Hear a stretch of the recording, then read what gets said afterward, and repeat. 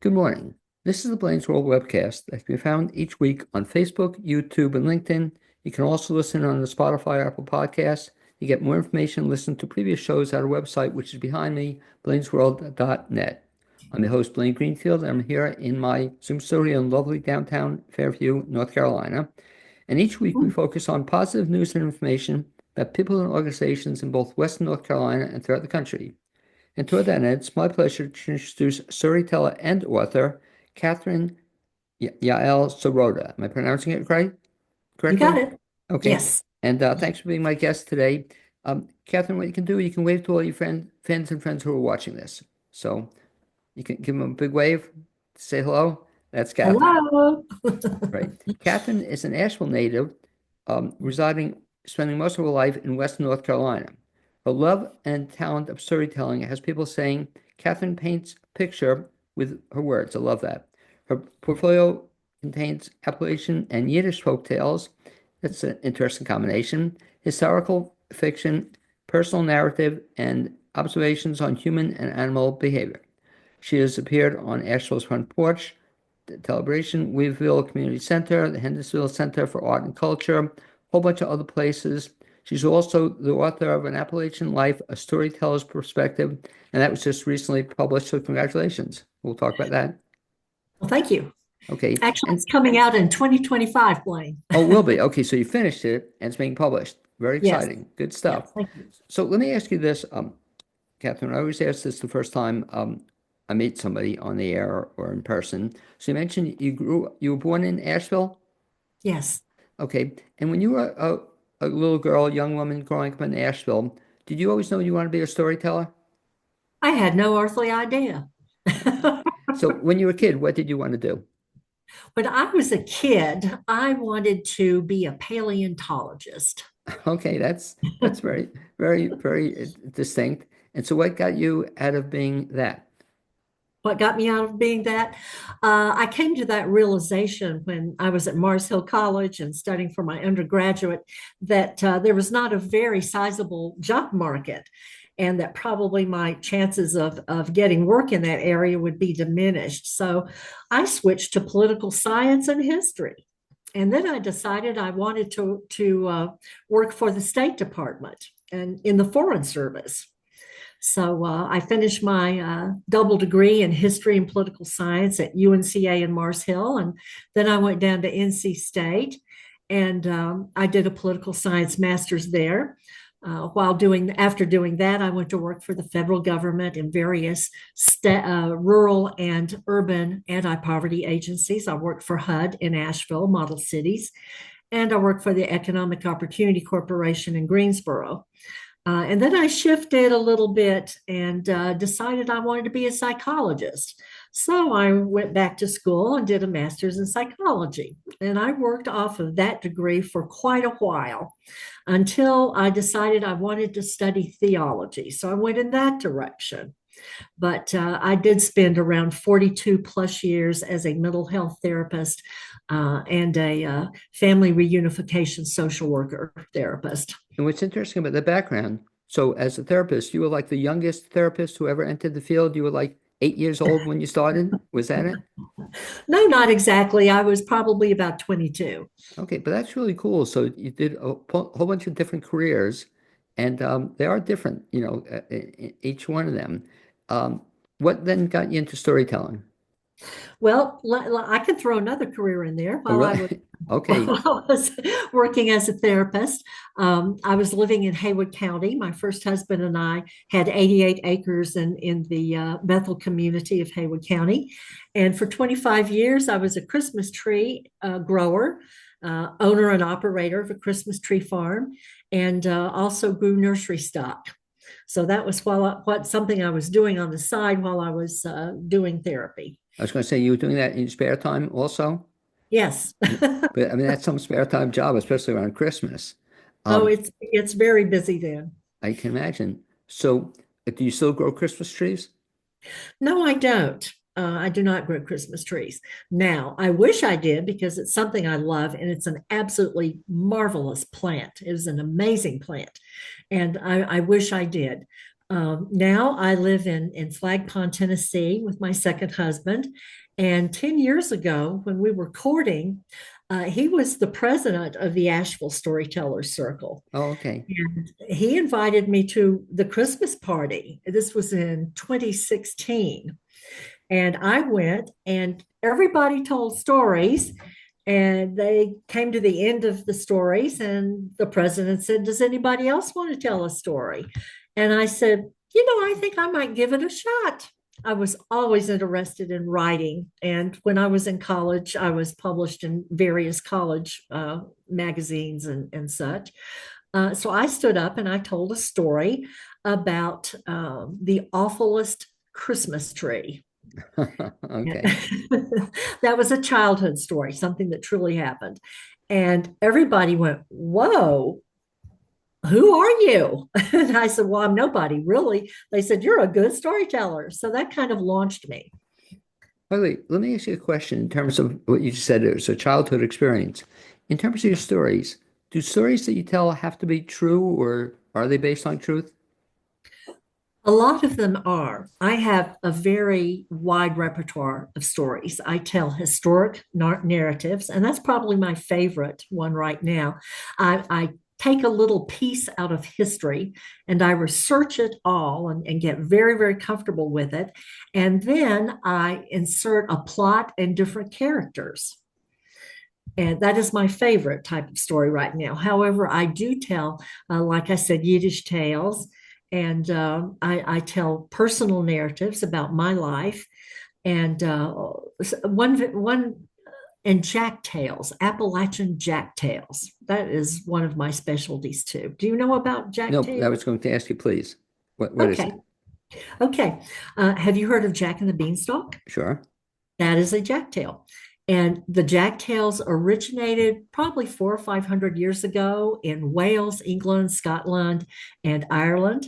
And then when those folks came over here and began to settle what is now the United States, they brought those tales with them. And Jack found a very comfortable home here in Appalachia. And So so there are that's, many, many jacktails. so what's interesting about your background, though, it also seems to lend itself to telling stories in a wide variety of uh, contexts, that all your experiences, I mean, Christmas trees and this being a student and all these different things, almost each of them lend themselves to different stories. How many stories do you have, ballpark? Oh, goodness. Let's see, I have been telling professionally for about 4 years now, and my catalog has almost 100 stories. Okay. And talk about the process of storytelling, writing them. So 100 stories, do you memorize them or how do you keep track of them? I think when I first began to tell Blaine that I did memorize the stories, but now I use a mental picture of the stories. I have picture graphs in my mind that evolve through the telling of the story. And I tell from what I'm seeing in my mind's eye at that moment. Now, do you actually write them out too? I do. Most of my stories I do write out. I type out. Of course, I had to do that in preparation for the book, which will have between 13 and well, it has 14 stories in it. Um, but yeah, I do type them out because I like to have a copy to refer to. Now, I know people who keep all their stories in their heads. And, that's a little bit intimidating for me to have to remember all of those stories in my head. So when you develop a story, describe the process. So first of all, how do you get the idea for a story? Well, there are two words that are kind of upfront in my mind about getting an idea for a story, and it is pay attention. And I think something that might make my storytelling experience unique is that ever since I was a little child, I've always had this amazing and engaging curiosity about the world, everything that's going on around me, what I see in the natural world, relationships with other people. I've always had this deep curiosity, and that's where story ideas come to me. Sometimes I will think about a topic for a story for maybe a couple of weeks. I just kind of roll it over in my mind. And then one morning I'll get up, sit down at my computer, and write the whole thing in about an hour.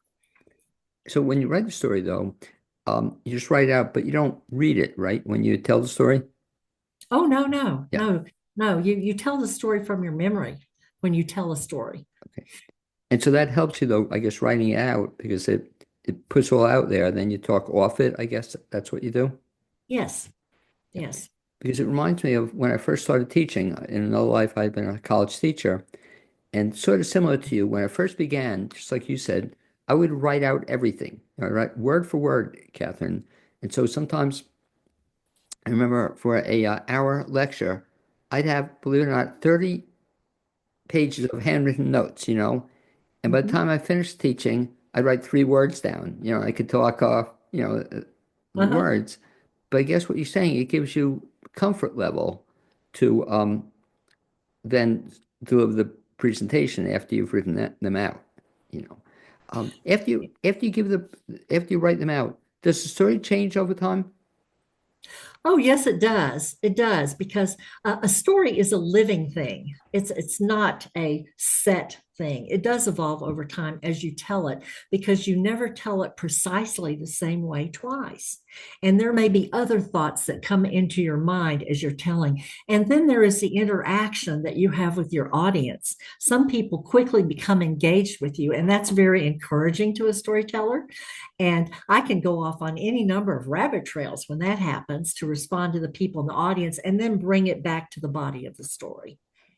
And talk about the process in that one of the great things seeing a story being told is it's not memorized per se. You how do you do that? Do you talk off it, or you have key words or index cards, or you just kind of know it by that point in time?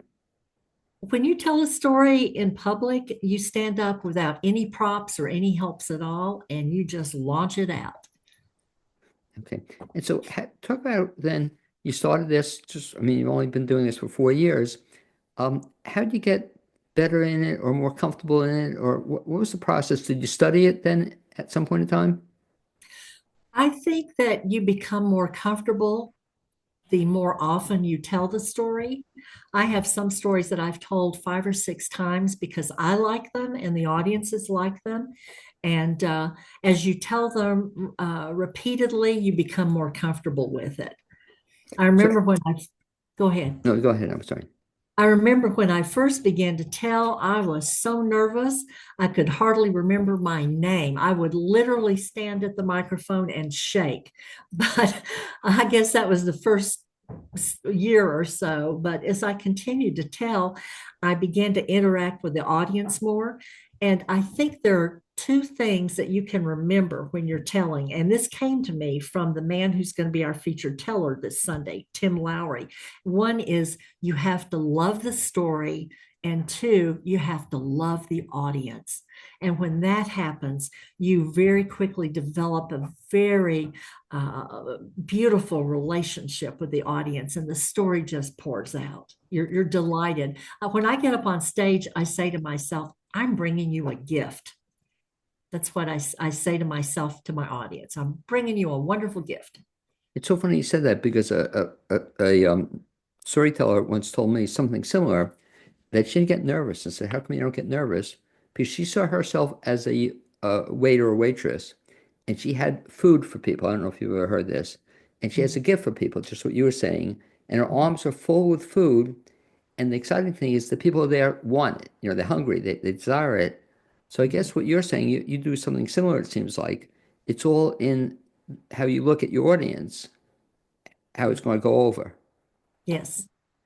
So if you think they're there because they want to be there, which they are for the most part, and they're hungry, you're going to feed them. And so talk about, I cut you off a little bit, the fact that you have a big event coming up this coming Sunday, and the date is 24th. 24th. Talk a little bit, if you would, Catherine, about that event. About that event. Yeah. Okay.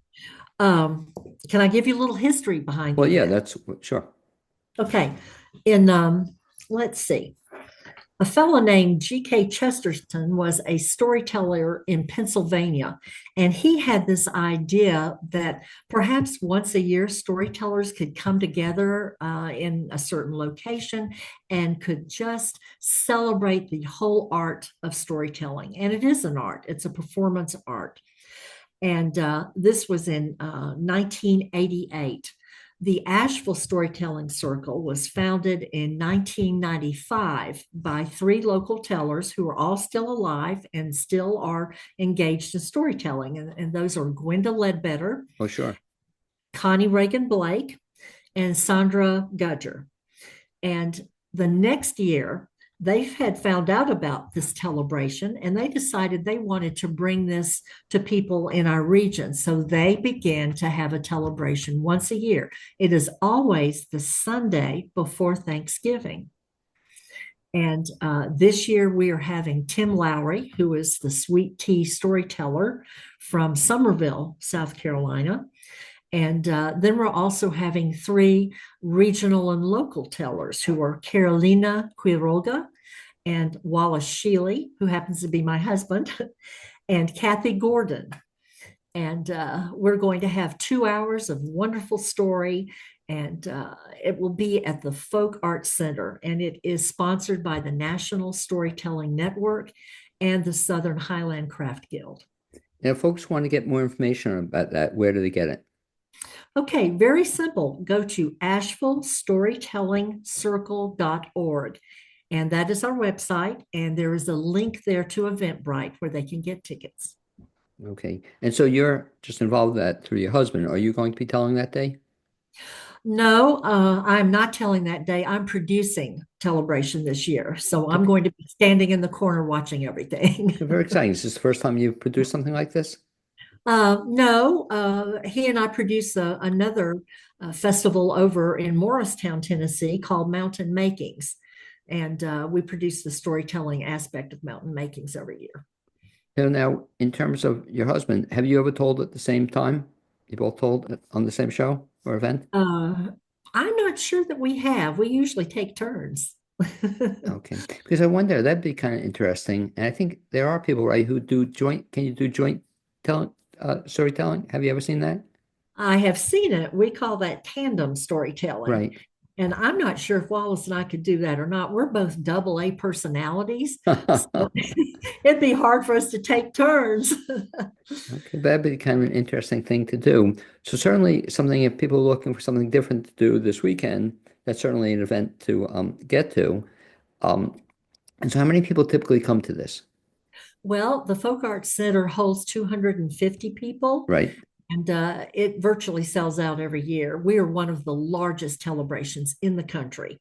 Okay. So this, everybody always talks about get your tickets early, but this is one that seriously, because of limited seats, that people should get their Well, we tickets got early. a tally yesterday of the tickets, and people are certainly asked to check on that website and get a ticket because we have quite a few left. Okay, sounds like a fun event. So talk then about your storytelling. If somebody wants to see you tell a story, and we're going to ask you to tell one in just a second, but do you have an upcoming gig that you're going to be telling stories at? Let's see. I don't believe I have anything upcoming this year. We were very, very busy back in October because both of us do a lot of ghosty stories. And I forgot to tell you that's one of my categories is scary stories. And but I don't believe I have anything coming up this year. Now, Wallace and I are both members of the Jonesboro Storytellers Guild in Jonesboro, Tennessee, which is the site of the International Right. Storytelling Center. And Wallace has a magic show coming up on December the 10th. Magic show in terms of he does magic or tells magic stories? Oh, no, he does magic. Oh, okay. So remind me about that. Seriously, I should grab him for a show sometime. I'd love to speak to him. So when we finish off the air, remind me to talk about his magic show. So in addition to storytelling, and he's a storyteller too, but in addition, he's a magician as well. He is. Now, he is the Southeastern United States Liars Champion. He won this accolade a few years ago in Lumberton, North Carolina. And I was the Liars Champion at Stone Soup Storytelling Festival in upstate South Carolina this past April. Wait a So we, second. we are a family of liars, Wait a certified second. liars. I love that, but I just asked you before, you were telling me stories are, based on something. So some stories can be just made up completely. Yes, and a good example of that is that Monday night at our storytelling circles meeting, I just stood up and told a story about something that had happened the day before. So sometimes you don't even prepare, you just have something right there on the cusp of your mind and it comes out. Fun event. Let me ask you, Catherine, if I can, we talked about this off the air, to give people a feel for, first of all, who you are, but also what storytelling is about. Could I kind of put you on the spot here and ask you to tell a story? Sure, I'd be happy to. And before you do, kind of name of the story or to introduce it. Yes, the name of the story is The Fever and the Flea, and it is an old, old Yiddish tale. And shall I just go ahead with it? Yeah, okay, so we're really blessed to be having an actual story from a storyteller. And why don't you take it away? And we're going to change the camera here if it works. And it's all yours, Catherine. Thank you. Okay. Okay. The Fever and the Flea. Well, the fever and the flea were very, very good friends. They did everything together. They were happy, congenial most of the time. But on this one occasion, they had met in the center of the road and they fell into an argument. And the argument was about which one of them was smarter and better and did everything the finest they could. And they started going at each other. First, it was a verbal back and forth. And then they started pushing and shoving. Oh, I'm better than you. No, no, no. I can do things better than you. Well, they about came to blows. Finally, they decided we'll have a contest. We'll each go our own way. And in 3 days, we will come back and tell what we did and what we engaged in and what happened to us. And then we'll know which one is the better person. So they agreed. They shook hands on it. Each of them went their own way. The flea went down the road to the left and he hopped along a while. And you know, fleas can hop 30 feet at a jump. And he was hopping along. And before too long, he came to a big castle. Well, being a curious sort of flea, he walked across the moat and in through the huge front door, and he hopped right up the steps. And he found himself in a large bedroom. And there, right in the middle of the room, was the most beautiful bed he had ever seen. And he was feeling so tired. So he hopped up on the bed, nestled himself down in the bed, and he fell asleep. Well, little time went past. He was sleeping so soundly.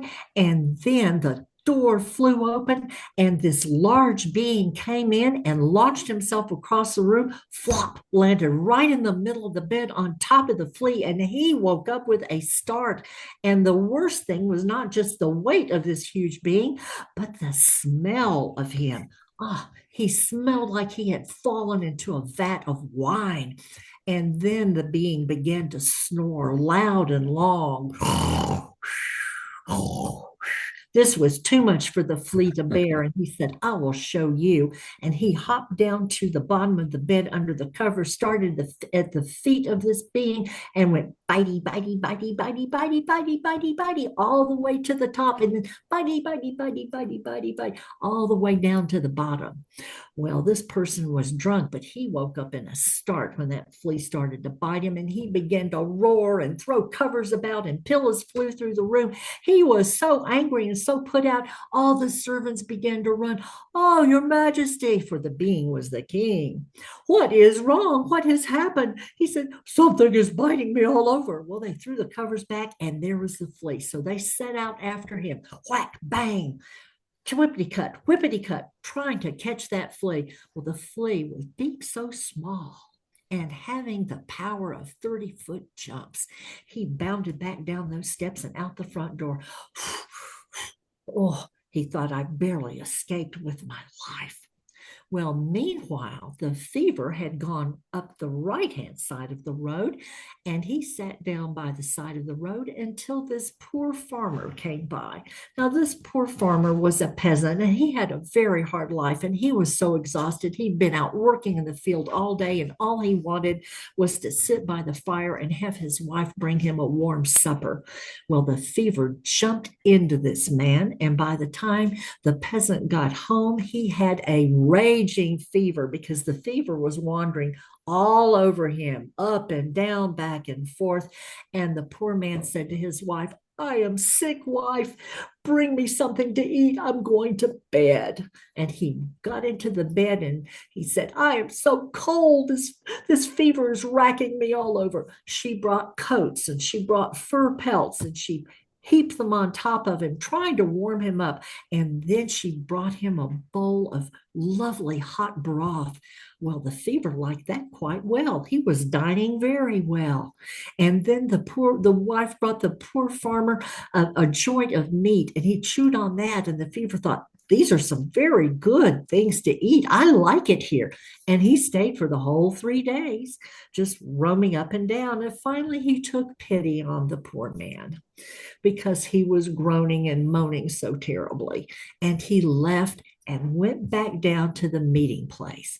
Well, the poor flea had been sitting there for 3 days, exhausted. At least he wasn't hungry, but he was exhausted. They met up, they told each other what they had done.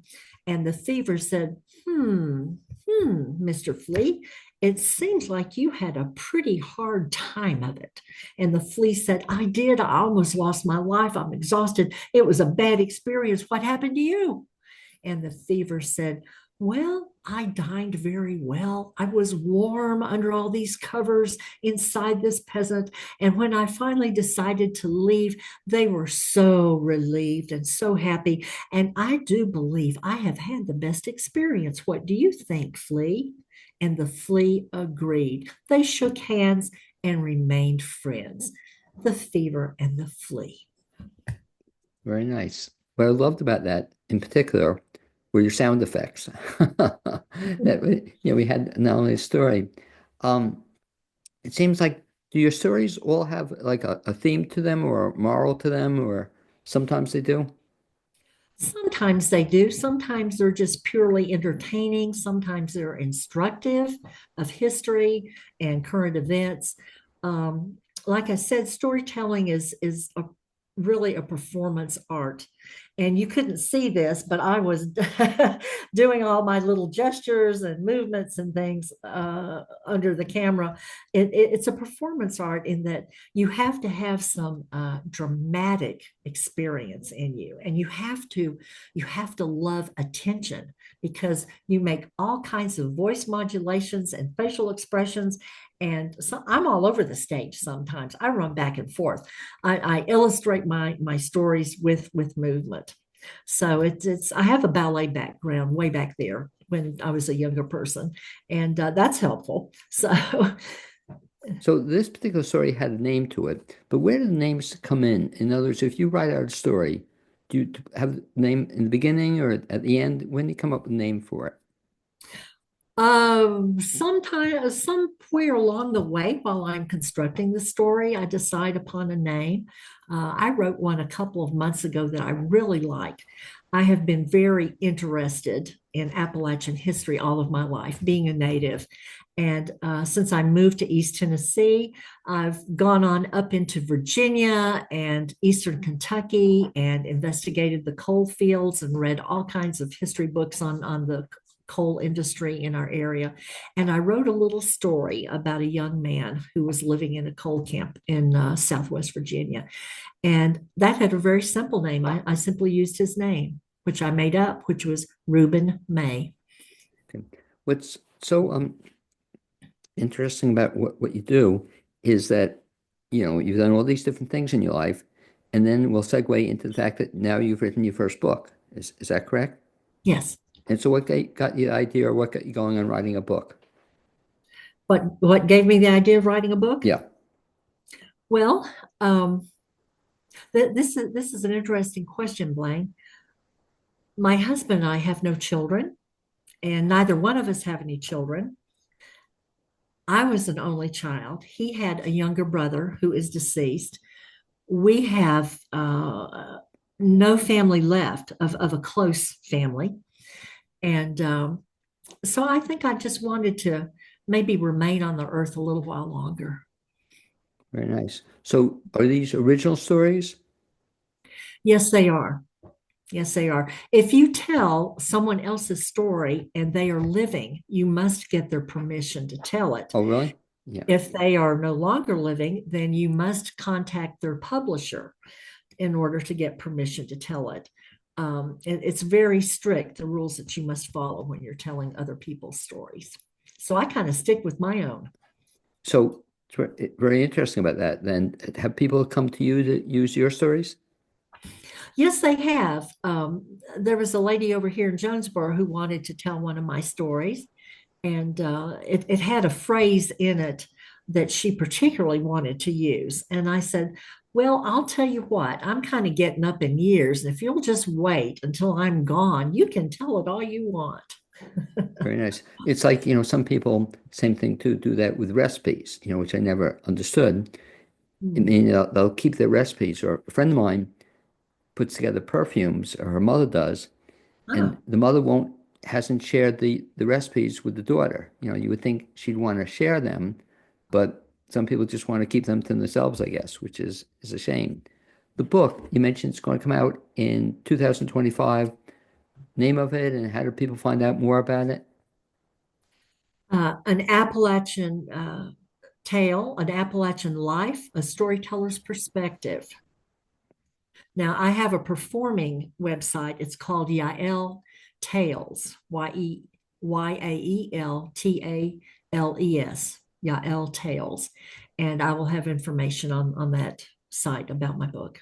And so if you would, that website is yaltels.com, or what's the rest of Yes, the yeah. website? Yes, Oh, yaeltales.com. okay, very exciting. So if people want to find out about the book plus other stuff you're into, that's the best bet. Yes, it is. And I have several of my stories taped there and also on YouTube. Okay. And what kind of maybe of another question I'll ask you though, but just curious. So you have all these different things you've done in your life, quite a life you've had. Um, Now you're an author, becoming an author. Do we have anything else down the road you're planning? Your next career or your next life? Do you have anything else you want to do on your bucket list? On my bucket list. Well, my husband and I are traveling a great deal. We went out west to the Timpanogos Storytelling Festival in Lehi, Utah. And on the way there and on the way back home, this was a road trip. We visited 10 national parks. And that was a thrilling thing to do. So we want to travel some more. And we are getting into astronomy. We are spending some time up at the Earth to Sky facility out of Burnsville, where there's a planetarium and an observatory. We both are interested in trains and support the Johnson City Railroad experience. I've been a grant writer for them the past couple of years. Um, and let's see what else. Oh, my husband recently passed the 3-tier ham radio licensure exams and got his certification. So we're always, and I'm going to do part of that so that I can be a ham operator too. So we're always doing something new in our family. And of course, the most exciting thing, now you've been a guest on the Blaine's World webcast. So, I'm thrilled. well, anyway, thank you very much. First of all, I love the story, and thank you for being my guest. One last time, if I can, could you repeat the website if folks want to track you down? Want to track me down? Yeah, find out about you or what you've done or get in touch with you. What's the best bet? Okay, yaeltales.com, or they can find me on Facebook, Catherine Yael Serota.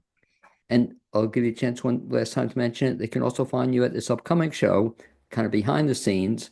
And again, the information on that show where your husband will be telling is where and when. Asheville Storytelling Circle.org. Okay, so certainly something that people should check out if they want to meet you and your husband as well. Anyway, I'd like to thank you for being my guest on this edition of Blaine's World webcast. I'd also like to thank my producer, Cappy Tassetti, and we'll hopefully bump into each other sometime down the road. Thanks, I Catherine. think we shall. Bye bye.